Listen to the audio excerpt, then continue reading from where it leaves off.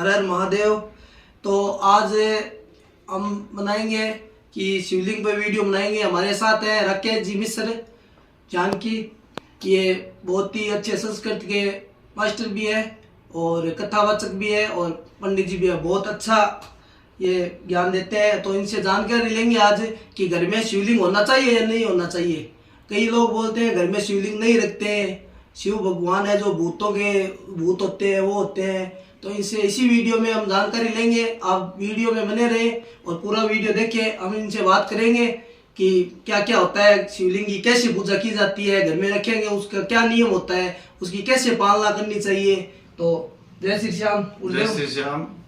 जैसा कि रवि जी ने आपको बताया कि शिवलिंग के बारे में कुछ जानकारी हासिल करनी है, तो मैं आपको भगवान भोलेनाथ का एक युगल मंत्र बताने के साथ बताऊंगा कि शिवलिंग का क्या महत्व है।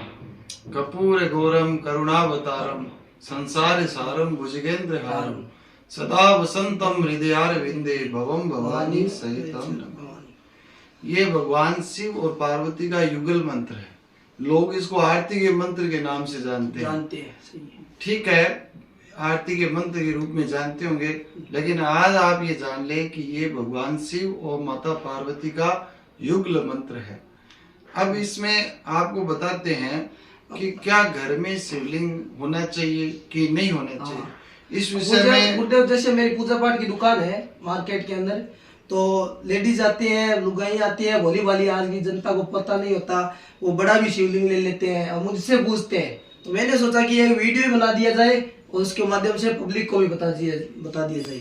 और फिर मैंने आपके पास आया, ये दुकान से मैं शिवलिंग भी लेके आया था। ये स्फटिक का शिवलिंग है, तो इसके बारे में बताएं कि घर के अंदर कैसे पूजा की जाती है, किस प्रकार की स्थापना की जाती है, या सीधे ही मंदिर में रख दिया जाता है या अंगूठ से थोड़ा सा बड़ा होता है, वो बताएं आप।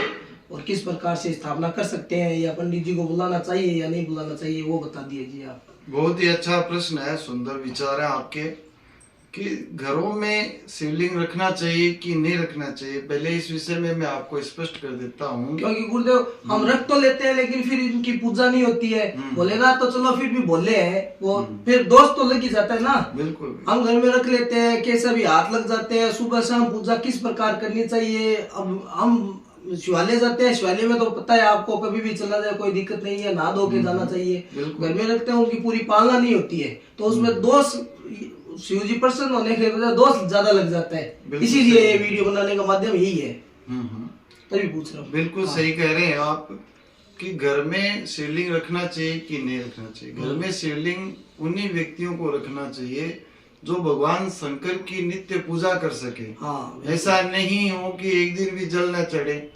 रोज ही भगवान शिव को जल अर्पित करना जरूरी है। और घर में शिवलिंग कैसा होना चाहिए, ये भी जरूरी है। ये जरूरी है। हर एक चीज है ना, कैसा होना चाहिए। ये तो स्फटिक का है, एक आता है वो मार्बल का, पत्थर का, काला कलर का आता है। एक आता है वो शालिग्राम जी, और एक इसमें आता है व्हाइट कलर का, मार्बल का, पत्थर का। तो कैसा होना चाहिए। घरों में शिवलिंग सबसे ज्यादा प्रशस्त है नर्मदेश्वर शिवलिंग। नर्मदेश्वर जो गोल आता है, वो जो गोल आता है, पत्थर का होता है। नर्मदा नदी में मिलता है वो नर्मदा का पत्थर होता है, वो सबसे बेस्ट रहता है। मध्य प्रदेश में ओंकारेश्वर मंदिर के पास में एक वागपत गांव है, उस गांव से शिवलिंग की उसकी उत्पत्ति होती है। अच्छा। नर्मदा का हर पत्थर शंकर होता है, हर कंकर में शंकर माने जाते हैं। तो सबसे ज्यादा प्रशस्त तो घरों में वही शिवलिंग होते हैं। लेकिन जो लहसुन और प्याज आदि का इस्तेमाल करते हैं, उन व्यक्तियों को भगवान शंकर की पूजा नहीं करनी चाहिए। अगर वो इनका त्याग करें तो घरों में भगवान शंकर की नित्य पूजा के साथ उसका उपयोग कर सकते हैं। गुरुदेव ने नियम बताया, प्याज और लहसुन का उपयोग ना करें। और इस ये जैसे शिवलिंग है, ये थोड़ा अंगूठ से बड़ा भी होना चाहिए। कई बोल रहे हैं गुरुदेव, मुझे पूछते हैं कि अंगूठ से छोटा होना चाहिए। जैसे मैं पूजा कर रहा हूँ तो मेरे अंगूठे से थोड़ा सा छोटा होना चाहिए, बड़ा नहीं होना चाहिए। शिवालय में तो बड़े बड़े शिवलिंग होते हैं, ठीक है, वो पूरे सामाजिक पूरा होता है, सब पूजा करते हैं। लेकिन घर में स्थापित करते हैं ना, तब अंगूठ से थोड़ा छोटा ही होना चाहिए शिवलिंग। ये बात सही है। बिल्कुल है, अंगुष्ठ मान ही होने चाहिए घरों में 6 इंच से ज्यादा बड़ी मूर्तियां भी घरों में नहीं होनी और नित्य नियम पूजा करनी चाहिए सुबह से। और ये तो स्वयं शंभु है, शंभु है, अतः इनकी स्थापना करने की आवश्यकता नहीं है। क्यों? क्योंकि ये तो शंभु है। शंभु है, सही है। शालिग्राम और भगवान शंकर के जो नर्मदेश्वर होते हैं उनके प्राण प्रतिष्ठा की आवश्यकता नहीं होती, सही है। वो स्वयं प्रतिष्ठित होते हैं। फिर भी अगर आपकी उत्कंठा रहती है तो आप विप्रों को, ब्राह्मणों को बुलाकर आप भगवान शंकर का रुद्राभिषेक, जैसे रावण था, हाँ, बहुत ही बड़ा विद्वान पंडित था और उस भोलेनाथ का सबसे बड़ा भगत भी था, हाँ, तो उन्होंने अपने भोलेनाथ को भी छक्के लिए था, आपको पता है। हाँ, तो उसका जैसे कोई भगत हो तो कर सकता है, लेकिन उसका भी नियम, नित्य नियम करना होगा, पालना पूरी करनी होगी, हाँ, वरना आप मंदिर में जाइए, शिवालय में जाइए, वहीं पे पूजा कीजिए, अन्यथा। तो इसलिए नर्मदेश्वर शिवलिंग बहुत ही अच्छी की बात आपको कही है। पूजा करनी चाहिए। और इसमें स्फटिक की जहाँ तक बात आती है तो स्फटिक ही होना चाहिए, है ना। और स्फटिक भी नर्मदेश्वर के समान ही लिंग की तरह आता है और उसकी एक जलेरी अलग से होती है। माता स्वरूपा पार्वती के स्वरूप में बनाकर उसमें आप स्फटिक की इसमें सामग्री भी तो होती है ना, हाँ, वो पूरे सामग्री जैसे जनेऊ होती है, जनेऊ इसके जलेरी के वो सभी पूजन के द्वारा हो जाता है। और इसके ऊपर शहद है, जैसे अब देखो शिवलिंग है अलग अलग, जैसे शहद इत्र और शहद इत्र भांग। शहद से क्या होता है, आपके पूरे शरीर में कोई भी बीमारी हो और हो, शहद से मीठी वाणी हो जाती है। अगर शिवलिंग इसके ऊपर चढ़ाते हैं ना हम शहद, मीठी वाणी हो जाती है। इत्र से भी अलग होता है। और दूध चढ़ाने से कोई की शादी हो जाती है, कोई की लंबी उम्र होती है, हर प्रकार का। भांग चढ़ाते हैं तो शिव जी और प्रसन्न होते हैं। तो हर चीज का एक महत्व है। तो जैसे कि आप जान जाएं कि ये जो स्फटिक के शिवलिंग होते हैं वो इस तरह से जुड़े हुए नहीं होते हैं, है ना। ये तो कोई सामान्य ग्रामीण क्षेत्रों में पूजा कर लेते हैं तो भाव में ही भगवान बसते हैं, बस वही तो वो भाव से उनकी पूजा कर सकते हैं। और जो घर पर शिवलिंग नहीं रखना चाहते हैं वो आसपास के प्रसिद्ध मंदिरों में जाकर, अपने आसपास के शिवालयों में जाकर पूजन अर्चन कर सकते हैं। और प्रदोष काल में भगवान शंकर की पूजा सबसे ज्यादा प्रशस्त है।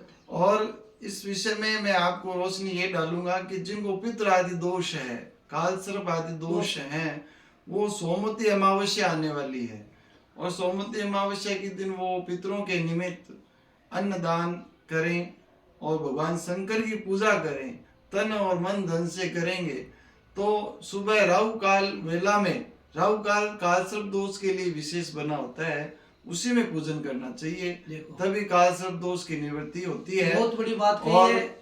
त्र्यंबकेश्वर जैसे बड़े धाम में भी कभी कभार जाकर काल सर्प दोष की आगे सोमवती अमावस्या आने वाला है। बहुत बड़ी बात कही है गुरुदेव ने कि उस वक्त हम पूजा कर सकते हैं। तो गुरुदेव से भी आप संपर्क कर सकते हो किसी भी प्रकार का। आपने कुंडली है और है, व्हाट्सएप कमेंट में बताइए, गुरुदेव के नंबर आपको नीचे मिल जाएंगे और इनसे संपर्क कर ले।